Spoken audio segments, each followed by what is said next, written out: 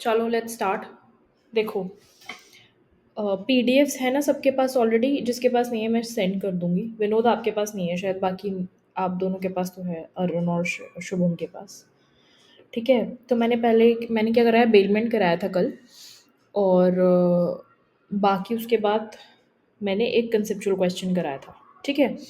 So I am going to explain पहले कि theoretical answer आता है तो कैसे लिखना है। सो सेक्शन 148 जो है of Indian contract act defines the word bailment. ठीक है। और ये एक फ्रेंच वर्ड बेलर से लिया गया है, BAILER, जिसका मतलब होता है टू डिलीवर। ठीक है। फिर क्या है कि बेलमेंट के ये डेफिनेशन को ब्रेक करके लिख दिया है। ठीक है, कि क्या होता है उसमें, डिलीवरी ऑफ गुड्स करते हो, किसी पर्पस के लिए करते हो, एक कॉन्ट्रैक्ट होना चाहिए। जो कॉन्ट्रैक्ट क्या बोलता है कि अगर पर्पस एकम्प्लिश हो जाएगा तो उसके बाद गुड्स को रिटर्न करना है। ठीक है। अदरवाइज या फिर डिस्पोज करना है as per the directions of the bailor. जो बेलर बोलता है उस हिसाब से उसको डिस्पोज कर देना है, बट गुड्स को वापस देना है बेसिकली। ठीक है। फिर उस ये जो 3 पॉइंट्स है ना, ये डेफिनेशन बनाते हैं बेलमेंट की। ठीक है। उसके बाद क्या है कि जो पर्सन गुड्स बेल कर रहा है, डिलीवर कर रहा है, उसको बेलर बोल रहे हैं। और जो जिसको मिल रहे हैं गुड्स उसको बेली बोल रहे हैं। ये सेकंड पॉइंट में लिखा हुआ है। अब bailment is with respect to the goods only. ठीक है ना। सिर्फ गुड्स की बेलमेंट होती है, जो कि 2 क्लॉज 7 सोगा में डिफाइंड है। आपको पता होगा, याद होगा, शुभम है, विनोद, याद है ना।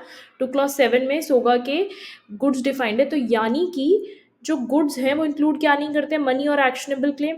तो मैंने ये बताया था कि मनी की बेलमेंट नहीं हो सकती। ठीक है। जो बैंक में आपका पैसा है वो बैंक वालों के साथ बेल्ड नहीं है। ठीक है।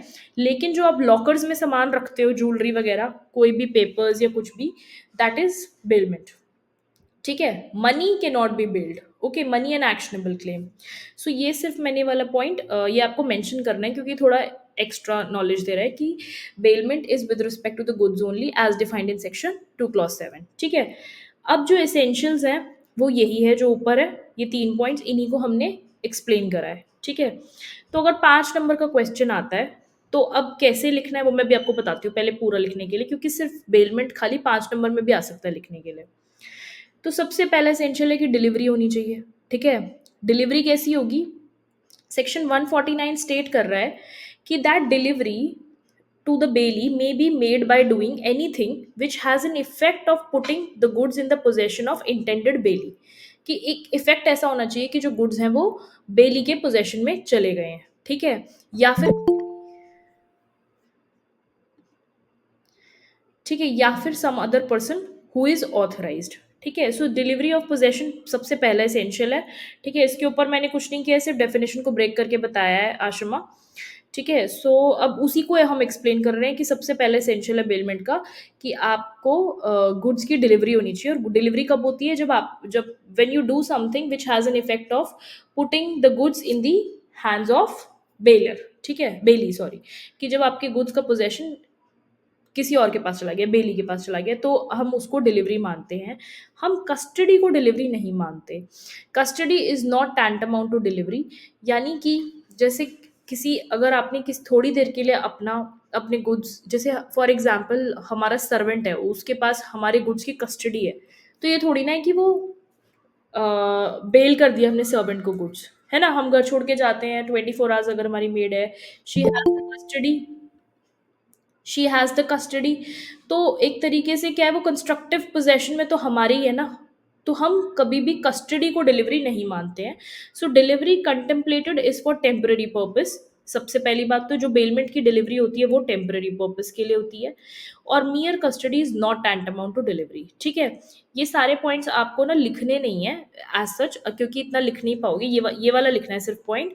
ये मैंने आपकी नॉलेज के लिए बताया कि अगर कोई कॉन्सेप्चुअल क्वेश्चन आ जाता है जिसमें डिलीवरी ही नहीं हो रही है, ठीक है, तो फिर आप कैसे उसको डिटर्मिन करोगे। तो सबसे पहले आपको तो एसेंशियल्स फिगर आउट करने हैं कंसेप्चुअल क्वेश्चन के लिए कि क्या हमारे एसेंशियल्स इसमें बन रहे हैं। ठीक है, बेलमेंट के। अब डिलीवरी 3 काइंड्स की होती है, actual, symbolic and constructive. Actual होती है जिसमें आप फिजिकल पोजेशन पूरा एज इट इज किसी को दे दे रहे हो। ठीक है। तो यानी कि जैसे कि ये इसका फिजिकल पोजेशन जो है, इसका जिस्ट है, जैसे कि change of both hands and place. गाड़ी आप सर्विसिंग के लिए देते हो तो आपकी गाड़ी सामने वाले के पोजेशन में जा रही है, आपके हैंड्स भी चेंज हो रहे हैं और प्लेस भी चेंज हो रहे हैं, और इसको ऐसे ही लिखोगे टेबल बना के, ठीक है। अगर शीट्स वर्टिकल आती है तो फिर उसमें नहीं आएगा, तो फिर पॉइंट्स बना के लिखना, ठीक है। सिंबॉलिक में क्या होता है कि जहाँ पे आपके लिए पॉसिबल नहीं है कि due to the bulky nature of the product कि आप उसको उसका पोजेशन हैंड ओवर कर सकते हो, तो उस केस में क्या होता है, सिर्फ डिलीवरी जो होती है सिंबॉलिक होती है। जैसे गोडाउन को पूरा का पूरा हम उठा के नहीं दे सकते, तो हम क्या करेंगे, की दे देंगे खाली, एंड दैट की विल इटसेल्फ सिंबलाइज कि आपने गोडाउन का पोजेशन दे दिया है, ठीक है। अब ये होती है सिंबॉलिक। अब कंस्ट्रक्टिव क्या होती है, जहाँ पे ना तो सिंबॉलिक पॉसिबल है ना फिजिकल पॉसिबल है, neither symbolic nor physical delivery is made, ठीक है। गुड्स रिमेन, जहाँ पे हैं गुड्स वो वही रहते हैं। सर्कमस्टांसेस ऐसी हो जाती हैं कि बस लॉ अज्यूम कर लेता है कि गुड्स डिलीवरी हो गई है। जैसे फॉर एग्जाम्पल, मैंने इसमें बेस्ट एग्जाम्पल दिया था कि आपकी मम्मी साड़ी खरीदती है कहीं से, तो वो वहाँ पे फॉल का ऑप्शन होता है ना, कि फॉल के लिए छोड़नी है साड़ी, ऐसे पूछते हैं ना वो शॉपकीपर्स। तो अगर आप वहीं पे सेलर से हमने साड़ी खरीद ली और वहीं पे हम उसके पोजेशन में छोड़ आए हैं, तो ना तो पोजेशन चेंज हुआ है, ठीक है, ना तो एक्चुअल पोजेशन चेंज हुआ है, ना सिंबॉलिक डिलीवरी हुई है, बट सेलर ही पोजेशन में है, तो यानी कि सेलर क्या है वहाँ पे, उसको बेलमेंट हमने कर दिया, क्योंकि पर्पस क्या है, फॉल लगा के देना, देर इज अ पर्पस ना, और हम उससे रिटर्न ले लेंगे जब हमारा फॉल लग जाएगा। So seller after having sold the goods remain in possession and agrees to hold them for buyer, ठीक है ना। तो this is called constructive delivery. अब नेक्स्ट है डिलीवरी जो होनी चाहिए एक कॉन्ट्रैक्ट पे होनी चाहिए, दैट इज वेरी इंपॉर्टेंट। जब पर्पस एकम्प्लिश हो जाएगा तो गुड्स को रिटर्न करना है बेलर को, ये कॉन्ट्रैक्ट है हमारा, ठीक है। There has to be a contract. Contract जरूरी नहीं है कि लिखा पढ़त होगी, कोई रिटन में होगा, so it could B also by the way of it could be inferred from the circumstances also. So if the goods get into the possession of another without a contract, तो bailment नहीं होती है, चाहे implied contract हो, but there has to be a contract, ठीक है। अब इसमें मैंने केस बताया था जिसमें क्या हुआ था, पुलिस ने स्टोलन ऑर्नामेंट्स को रिकवर किया, ठीक है, लेकिन वो पुलिस की कस्टडी से दोबारा चोरी हो गए। तो प्लेंटिफ यहाँ पे सू करता है स्टेट को, ठीक है, लेकिन गवर्नमेंट लायबल नहीं होती क्योंकि कोई कॉन्ट्रैक्ट नहीं था ना पुलिस और उस पर्सन के बीच में बेलमेंट का, ठीक है। पुलिस को कहीं से ऑर्नामेंट्स मिले but they got stolen from the custody of the police, तो plaintiff lost its action against the state as ornaments were not made over to the government under any contract, ठीक है ना, कोई contract नहीं है। तो पहले तो आप डिलीवरी डिटरमिन करोगे फैक्ट्स के अंदर, दूसरा आप देखोगे कि क्या कॉन्ट्रैक्ट है, ठीक है, तीनों चीजें क्यूमुलेटिवली फुलफिल होनी चाहिए। थर्ड पॉइंट क्या है, रिटर्न और restoration of the goods upon upon accomplishment of purpose, ठीक है, disposal according to the directions of bailor, ठीक है। तीसरी चीज ये है कि जैसे पर्पस खत्म होगा आपको रिटर्न करना है या डिस्पोज करना है as per the directions of bailor, उस कमोडिटी को, उस चीज को, जो भी आपके गुड्स हैं उनको, ठीक है। अब है duty to take reasonable care. ये बहुत इंपॉर्टेंट टॉपिक है, मैंने सिर्फ इंपॉर्टेंट कराया, इसमें से एक तो स्ट्रेट क्वेश्चन आ जाता है या फिर ये आ जाता है। तो हाँ, अब मैं आपको बताती हूँ कि अगर 5 नंबर का बेलमेंट का क्वेश्चन आएगा तो उसमें आपको क्या लिखना है। आप सिंपली ये फ्रेंच वर्ड वाला लिखोगे बेलर, कि बेलर से डिराइव्ड है जिसका मतलब डिलीवरी होता है। ये तीन वो फिर ये एसेंशियल्स इसके डिफाइन कर दोगे। The bailment is defined as, ठीक है, तो डिलीवरी, पर्पस और एक कॉन्ट्रैक्ट। तो यहाँ पे जो डिलीवरी होती है ऐसे इसको 3 पार्ट्स में डिवाइड कर दोगे, एक्चुअल, कंस्ट्रक्टिव, सिंबॉलिक। क्या होती है यहीं पे एक एक लाइन में एक्सप्लेन कर देना है, बस एग्जाम्पल दे देना है या फिर, ठीक है। फिर उसके बाद आप इसमें ये वाला बेलर बेली वाला पॉइंट मेंशन करोगे कि क्या बोलते हैं, और ये 2 clause 7 वाला मेंशन करोगे, दैट्स इट। 5 नंबर का क्वेश्चन है, 6 पॉइंट्स हो गए, बहुत है, ठीक है। एक केस लॉ लिख देना चाहिए वाला, राम गुलाम वर्सेस स्टेट ऑफ यूपी, ठीक है, पुलिस वाला, ऑर्नामेंट्स वाला, इसमें बेलमेंट नहीं था। अब duty to take reasonable care में क्या होता है, सेक्शन 151 152 वेरी इंपॉर्टेंट, इस पे क्वेश्चन बन जाता है जनरली। डीजीएस में 30 नंबर का क्वेश्चन आया था, ये मैंने कल बताया है, ठीक है। सो सेम क्वेश्चन, एक जजमेंट के फैक्ट्स थे, तो वही जजमेंट मैंने आपको कराई है, सो इसमें मैं कराऊंगी आगे। तो देखो क्या होता है, 151 जो है वो एक जनरल ड्यूटी इम्पोज कर रहा है, duty to take reasonable care. Bailee के ऊपर ड्यूटी है कि वो एक रीजनेबल केयर रखेगा उन गुड्स की जो उसको बेल किए हैं, ठीक है। और वो टेस्ट क्या है, ऑब्जेक्टिव टेस्ट है ना, उस केयर का, कि आपको एक रीजनेबल प्रूडेंट मैन की तरह उन गुड्स की केयर करनी है जो आपको बेल्ड हुए हैं, जैसे कि कोई रीजनेबल प्रूडेंट मैन अपने गुड्स की करता अपने केस में, उसी तरह से आपको उतनी ही केयर उन गुड्स के साथ रखनी है, ठीक है। अब लेकिन और 152 सेक्शन ये बोलता है कि अगर आप रीजनेबल केयर रखते हो गुड्स की, तो आप लायबल नहीं हो for any loss to the goods, है ना, एम आई राइट? 152 ये बोलता है। तो इन दोनों सेक्शंस को क्यूमुलेटिवली पढ़ते हैं। 151 is laying down the general rule that some care, reasonable care has to be taken care of, ठीक है, the goods has to be taken care of in a reasonable manner, ठीक है, और like अ prudent man, ठीक है। लेकिन जो 152 है वो बोल रहा है, साथ में दोबारा याद करा रही हूँ इसलिए बार बार बोल रही हूँ क्योंकि बहुत इंपॉर्टेंट है, we can not leave this. 152 ये बोल रहा है कि अगर आप 151 वाली केयर एक्सरसाइज कर रहे हो तो आप लायबल नहीं हो, आप अपनी लायबिलिटी को एस्केप कर सकते हो। लेकिन अब यहाँ पे एक ट्विस्ट आता है। 152 बोलता है subject to a special contract, ठीक है। तो क्या माई क्वेश्चन वॉज, जो कल क्लास थी उन सबसे मैंने कहा कि कल जो क्लास ली थी उनमें सबसे पूछा था कि क्या स्पेशल केयर से आप अपनी लायबिलिटी को, जो 152 में सब्जेक्ट सॉरी स्पेशल कॉन्ट्रैक्ट से 152 में जो स्पेशल कॉन्ट्रैक्ट है, क्या उससे आप अपनी लायबिलिटी को 151 में जो आपकी लायबिलिटी है, जो ड्यूटी है टू टेक रीजनेबल केयर, उसको नेगेट कर सकते हो, उसको खत्म कर सकते हो? Can you do away with the duty which is imposed by 151 to take reasonable care of the goods? ठीक है, माई क्वेश्चन वॉज दैट। तो क्योंकि 152 बोल रहा है कि it is subject to contract, ठीक है। तो आप बताओ पहले तो आप लोग कि क्या हम कर सकते हैं, can we do away with the duty of 151? No ma'am. हाँ, नहीं कर सकते हम, ठीक है। लेकिन पहले इस पे व्यूज अलग थे और अब ये 2019 वाली जजमेंट के बाद व्यू अलग है। पहले बहुत सारी कोर्ट्स ने बोला है कि हम जो ड्यूटी है उसका स्टैंडर्ड रिड्यूस भी कर सकते हैं और इंक्रीज भी कर सकते हैं, यानी कि जो 151 में रीजनेबल केयर करनी है उसको हम कम भी कर सकते हैं, ठीक है। It can be reduced also, कि मैं नहीं करूंगा केयर गुड्स की, तुम्हारे गुड्स है, तुम अपने ओनर्स रिस्क पे है, मेरी कोई लाइबिलिटी नहीं बनती है, आप ऐसा भी कर सकते हो। ये पहले का व्यू है, ठीक है। लेकिन 2019 में ये जजमेंट है ताजमहल वाली, जिसमें क्लियरली बोला है कि ऐसा नहीं होता, सिर्फ आप ड्यूटी को इन्हांस कर सकते हो, कि जो 151 की ड्यूटी है ना वो सफिशिएंट नहीं है, उससे ज्यादा स्पेशल केयर करनी है, ऐसा बेली अंडरटेक कर सकता है विद दैट स्पेशल कॉन्ट्रैक्ट। सो जो वर्ड स्पेशल कॉन्ट्रैक्ट है ना, that can only enhance the liability of the Bailey and that can not decrease the liability of belly, ठीक है। तो ये मैंने आपको पूरा क्रक समझाया 151 152 का। अब इसको पढ़ते हैं। 151 provides that the first and foremost duty of the bailee is to take care of the goods bailed to him, ठीक है, like a ordinary prudent man, underline करने हैं सारे वर्ड्स, ठीक है, would take care of his own goods, वो अपने goods का ध्यान रखता है, same bulk, quality, value as the goods bailed, ठीक है, जो उसके गुड्स अगर बेल्ड होते तो उसकी जितनी वो ध्यान रखता, ठीक है। If the care is below this standard, अगर इस स्टैंडर्ड से जो 151 में एनविसाज्ड है स्टैंडर्ड ऑफ केयर, अगर उससे कम रखी है, तो he will be liable for the loss और damage to the goods but not otherwise, ठीक है। ये बोल रहा है कि 151 की तो एक मैंडेट है, वो तो आपको उतनी केयर तो रखनी ही रखनी है, अगर उससे कम करोगे तो लायबल हो जाओगे, ठीक है। It makes no difference whether he is a gratuitous bailee और बेली फॉर रिवॉर्ड, चाहे उसके पास फ्री के लिए गुड्स आए हैं या फिर पैसे देके, बट उसको केयर तो रखनी ही रखनी है। लेकिन अगर बेलमेंट इनवॉलेंट्री है, उसकी मर्जी से आपने उसको गुड्स दे, उसकी मर्जी के बिना आप उसके पास गुड्स छोड़ आए हो, ठीक है। हम अपने जूते रख रहे हैं और मंदिर के बाहर, ठीक है, कोई पर्सन है वहाँ पे, तो हम बोल के चले गए भाई इसको प्लीज़ आप हमारे जूते देख लेना, हम 10 मिनट में आ रहे हैं। वो कह रहे हैं मैं नहीं देख रहा, मैं जा रहा हूँ। अब जूते चोरी हो गए या खो गए वहां से, he is not liable to take even reasonable care of that.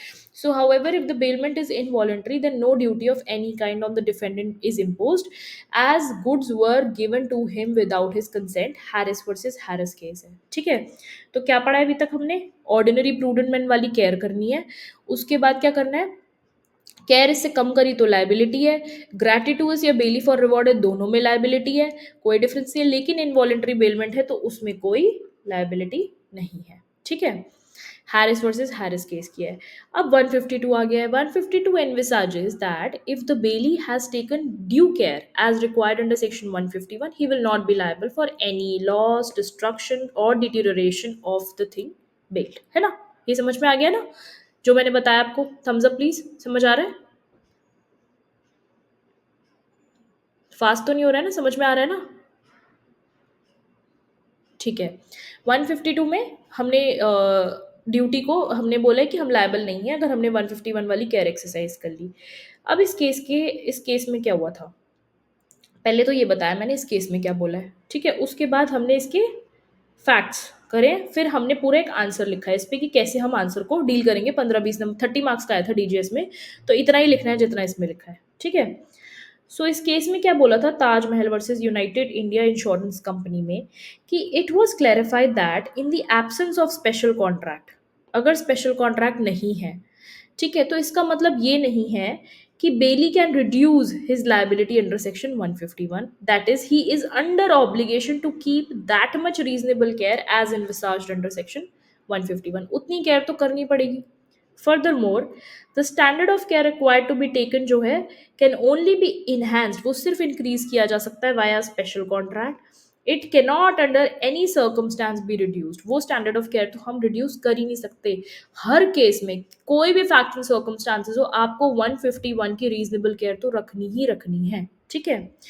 There bailee may accept higher standard of liability, वो एक higher standard of liability accept कर सकता है, बोल सकता है कि ठीक है मैं नॉर्मली इतनी केयर करता हूँ, तुम्हारे गुड्स की मैं ज़्यादा केयर करूंगा, ठीक है, तुम्हारे कांच के गुड्स है तो मैं ज़्यादा केयर करूंगा, उस मेरी लाइबिलिटी ज़्यादा है कि इनको डैमेज ना हो, ठीक है, बट आप मुझे 100 रुपये एक्स्ट्रा दोगे, ठीक है। It could be a contract of either ways, so he can increase the standard of liability but he can not decrease than what is envisaged under section 151, ठीक है। अब कौन से सर्कमस्टांसेस में बेली अपनी लाइबिलिटी को अवॉइड कर सकता है, अगर लॉस और डैमेज जो है वो एक्ट ऑफ गॉड से हुआ है, वॉर से हुआ है, फॉल्ट ऑफ कंसाइनर की वजह से हो गया है, उसका कोई फॉल्ट नहीं है, कंसाइनर का फॉल्ट है, ठीक है, गुड्स में ही कोई इनहेरेंट फॉल्ट थी, जब उसके पास पहुंचे वो ऑलरेडी खराब थे, या फिर गुड्स डिस्ट्रॉय हो गए जब वो बेली के पोजेशन में थे लेकिन उसकी गलती नहीं थी, ये फैक्ट्स एंड सर्कमस्टांसेस पे डिपेंड करेगा, लेकिन उसने 151 की केयर एक्सरसाइज करी और पहले वो ये प्रूव करेगा ओनस उसका 151 जब वो डिस्चार्ज होगा उसके बाद he will come to prove that it was not done with his fault, ठीक है। अब ये फैक्ट्स क्या थे, ए ने पोजेशन दिया, क्वेश्चन है ये, ए ने पोजेशन दिया पार्किंग, वैले पार्किंग में अपनी गाड़ी का, ठीक है, of the hotel H, hotel was negligent in taking care of the car and lost its possession and consequently could not hand over the same to to ए को वो गाड़ी ही नहीं दे पाया, गाड़ी ही उठ गई, ठीक है।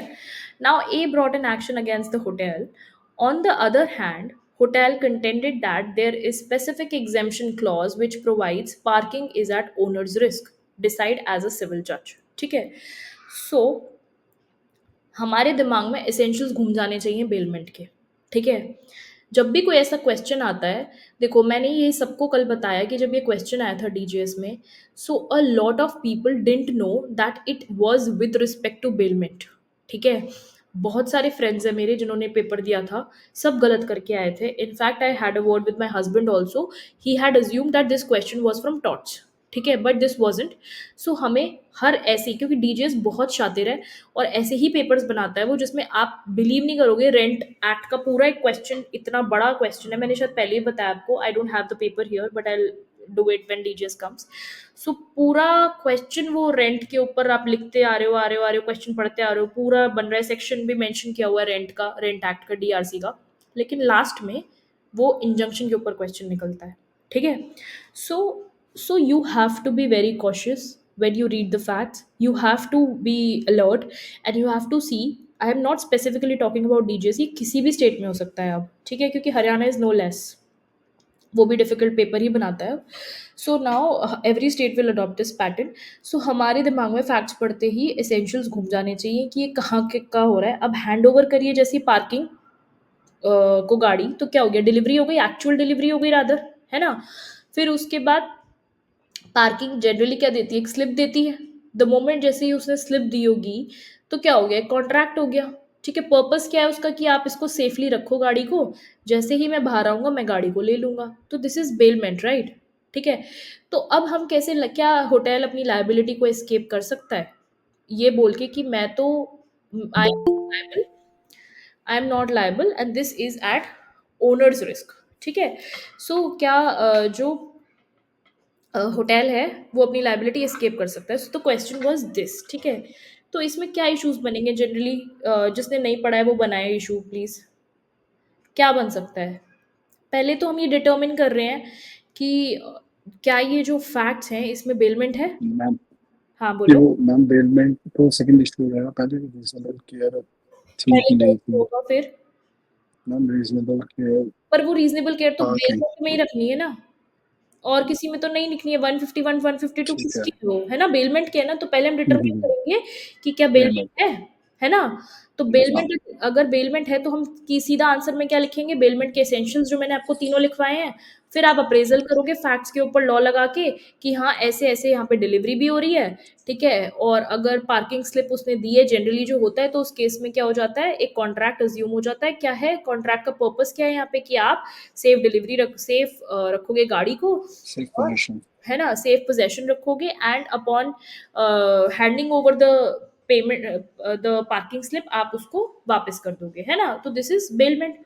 फिर उसके बाद सेकंड इशू बनाओगे कि सिंस ये बेलमेंट है तो क्या ड्यूटी टू केयर एक्सरसाइज करी है, जो रीजनेबल केयर है 151 में, क्या वो एक्सरसाइज करी है, और क्या वो अपनी लायबिलिटी को एस्केप कर सकता है एग्जेम्पशन क्लॉज डाल के, जो 151 में उसकी लायबिलिटी है, ठीक है ना।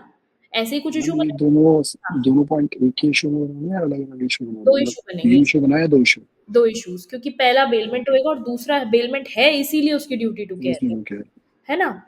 तो अब ये है, the following two pertinent issues to be determined in the present factual matrix, ऐसे ही लिखेंगे हम as it is conceptual question में, ठीक है। First, whether handing whether handing over the possession of car by A to the hotel amounts to delivery as required and required for the purposes of bailment। हमने साथ में delivery भी बता दिया, ठीक है ना, कि या तो आप ऐसे भी बना सकते थे, whether handing over the possession of car by A to hotel amounts to bailment, ठीक है। यहाँ पे मैंने कर दिया amounts to delivery as required for the purposes of bailment, ठीक है। मैंने और अंदर से खोल के उसको लिख दिया है कि दिखाने के लिए कि मुझे ज्यादा आता है, ठीक है। आप भी ऐसे कर सकते हो अगर आपका उस मोमेंट में दिमाग चल जाए तो, ठीक है।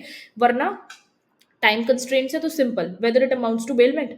दूसरा, whether the hotel can escape its liability under section 151 by incorporating an exemption clause, कि जो पार्किंग है वो ओनर्स रिस्क पे है, क्या वो अपनी 151 की ड्यूटी के साथ भी डू अवे कर सकता है? नहीं कर सकता ना। तो ये हम इशू बनाएंगे, और जब हम ये इशू बना देंगे तो ये हमारे केस का डिसाइडिंग फैक्टर है ना। मैंने बताया था ना सेकंड इशू वो बनता है जो हमारे केस को डिसाइड कर दे, ठीक है। सो फर्स्ट इशू बहुत बेसिक होता है, सेकंड इशू वो होता है जो फर्स्ट इशू पे डिपेंडेंट होता है बट हमेशा केस को डिसाइड कर देता है, ठीक है।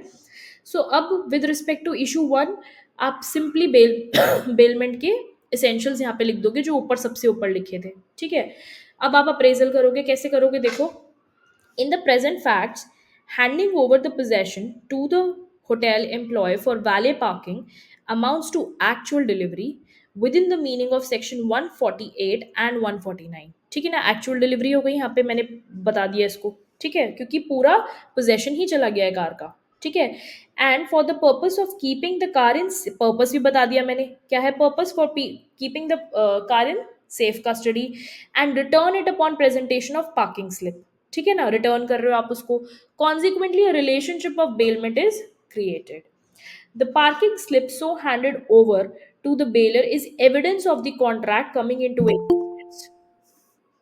coming into existence. Thus, all the above stated essentials of bailment stand fulfilled, and the contract can be said to be that of bailment। समझ आ गया सबको ये वाला पॉइंट? Thums up. ठीक है, ऐसे ही लिखना है, बिल्कुल लीगल लैंग्वेज यूज करनी है, क्योंकि आप जुडिशियल ऑफिसर हो ऑलरेडी। ये सोचते हुए आंसर लिखना है आपको कि आप जजमेंट लिख रहे हो, हर answer is like writing a judgment, okay. So the parking, आपको रीजनिंग देनी है ना, ठीक है। एक अच्छा जज कौन होता है? जो बहुत अच्छी रीजनिंग देता है, ये हमारी रीजनिंग है। The parking slip so handed over to the bailor is evidence of contract coming into existence. Thus, all the above stated essentials of the bailment stand fulfilled, and the contract can be said to be that of bailment, ठीक है, in terms of section 148। आगे लिख दो, ठीक है। फिर with respect to issue B, अब हम ड्यूटी टू केयर एक्सप्लेन करेंगे। सेक्शन 151 ऑफ Indian contract act hereafter ICA imposes upon the bailey duty to take reasonable care of the goods so bailed, है ना। The test of reasonableness of care is an objective one and would be seen from the perspective of prudent man, है ना? ये मैंने तभी then and there लिखा था वाला आंसर, ठीक है? So, would be seen from the perspective of prudent man, that is, if the bailie has taken care of goods in such a way, had a reasonable man would have taken care of his own goods, the bailie cannot be held liable for any damage whatsoever occurring to the goods in terms of section 152. ठीक है, 151 152 मैंने cumulatively explain कर दिया है, ठीक है? अब appraisal as laid down by the Honorable Supreme Court in Taj Mahal Hotel versus United India Insurance Company Limited, 2019, Honorable Supreme Court. Honorable is a mandate to write. The standard of duty as mandated under Section 151 can only be enhanced via special contract. Furthermore, the same cannot be diluted under any circumstances. आप 151 की duty को घटा तो कभी नहीं सकते हो, सिर्फ आप उसको enhance कर सकते हो. Ergo means therefore, ठीक है, the hotel in the present facts has to discharge its burden in terms of section 102. 102 मैंने बताया था ना, उस पार्टी पे बर्डन है जो पार्टी अगर एविडेंस नहीं देगी तो it is likely to fail and it's a shifting burden, right? So हम यहाँ पे अब कनेक्ट कर दिया हमने 102 से इंडियन एविडेंस एक्ट के. So ergo the hotel in the present facts has to discharge its burden in terms of section 102 of Indian Evidence Act read with section 151 of Indian Contract Act, that he took reasonable care of the car irrespective of the clause irrespective of the exemption clause, in the light of above mentioned judgment of the Honorable Supreme Court. It is only when the onus is discharged he can prove that he was not negligent. अब वो prove करेगा ना मेरा fault था या नहीं था, अपना वो बेसिक ओनस तो आप डिस्चार्ज करोगे ही करोगे, ठीक है? It is only when the onus is discharge he can prove that he was not negligent, and that there है ये there exists an exemption clause, ठीक है? Conclusion: thus this court deems fit to affix the liability upon the hotel for want of care in terms of section 151 and 152 towards the car bail to it. ठीक है, खत्म. Obviously ना, car को damage हो जाएगा थोड़ा बहुत तो चलता है, गाड़ी ही थोड़ी ना गायब हो जाएगी, यानी कि तो आपने रीजनेबल केयर रखी ही नहीं है ना? तो इसलिए लाइबिलिटी तो हम लगाएंगे ही लगाएंगे. सो इस कुछ लाइंस को ना आप मगअप कर लो, just learn them by heart, ठीक है? सो कि लास्ट में अगर आपको लगता है आप इतना अच्छे लैंग्वेज वहाँ पे एकदम से नहीं बना पाओ, I understand that there is pressure. So just mug it up कि अगर आपको लाइबिलिटी लगानी है तो आप सिविल केसेस में ऐसे लगाओगे that this court deems fit to affix liability upon this person, ठीक है? लेकिन अगर क्रिमिनल केस है तो हम कैसे लिख सकते हैं? दस the prosecution in the light of the above evidences has proved it's burden beyond reasonable doubt, या फिर यहाँ पे हम ये भी लिख सकते हैं दस the hotel is not able to discharge its burden, ठीक है? जो भी है of the duty, reasonable duty that was imposed upon him by under the mandate of section 151 to the preponderance of probabilities, and therefore is liability is bound to be affixed upon him. ऐसे करके आप लिख सकते हो अपना, ठीक है ना? समझ आ गया? Hello ma'am. हाँ जी. मैम ये दो लास्ट वाली, एक तो ये क्रिमिनल वाली और एक सिविल वाली, ये दो लाइन लिखवा दो मैम. मैं लिखवा दूंगी उसको, ठीक है? ठीक है. पक्का लिखवा दूंगी. वैसे समझ में आ गया ना? अच्छे से सबको समझ में आ गया जिन्होंने नहीं ली थी क्लास कल? ठीक है, एक बार अब मैं रिकॉर्डिंग ऑफ करके दोबारा स्टार्ट करती हूँ क्योंकि नई क्लास स्टार्ट करनी है. वेट.